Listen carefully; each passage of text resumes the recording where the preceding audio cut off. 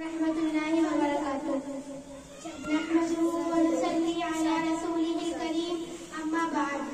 محترم دوستو، ہندوستان کی اس سرزمین میں مولانا حسین مدنی رحمۃ اللہ علیہ، مولانا محمد دیوبندی رحمۃ اللہ علیہ اور مولانا حفظ الرحمان رحمۃ اللہ علیہ بجنوری وغیرہ جیسے بہادروں کو جنم دیا، جنہوں نے ہندوستان کی آزادی میں تن من دھن کی بازی لگا دی لیکن انگریز کے سامنے نہیں جھکے۔ مولانا حسین مدنی رحمۃ اللہ علیہ سے انگریز نے کہا تھا، کیا تمہارا یہ فتویٰ ہے کہ انگریز کی فوج میں بھرتی ہونا حرام ہے؟ تو فرمایا، ہاں، آج بھی میرا ہی فتویٰ ہے۔ مولانا محمد علی جوہر رحمۃ اللہ علیہ نے مولانا مدنی رحمۃ اللہ علیہ کے پاؤں پکڑ لیے اور عرض کیا، حضرت اپنا بیان بدل دو۔ تو حضرت حسین مدنی رحمۃ اللہ علیہ نے فرمایا کہ اگر آج میں نے اپنا بیان بدلا تو خدا کی قسم ایمان بدل جائے گا۔ دوستو، انگریز نے مولانا حسین مدنی رحمۃ اللہ علیہ کو گولی مارنے کا حکم دیا تھا۔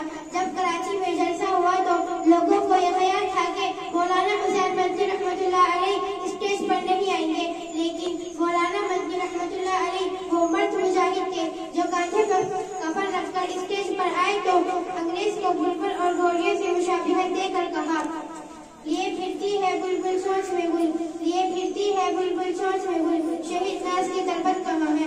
تو لوگوں نے آدھے گھنٹے تک نعرے لگائے، پھر فرمایا، کھلونا سمجھ کر نہ برباد کرنا کہ ہم بھی کسی کے بنائے ہوئے ہیں، فرنگی کے فوجوں کے حرمت کے فتوے سرتا چڑھ کر بھگائے ہوئے ہیں، شجر آزادی کو دے کر سینچا، پھل اس کے پکنے کو آئے ہوئے ہیں۔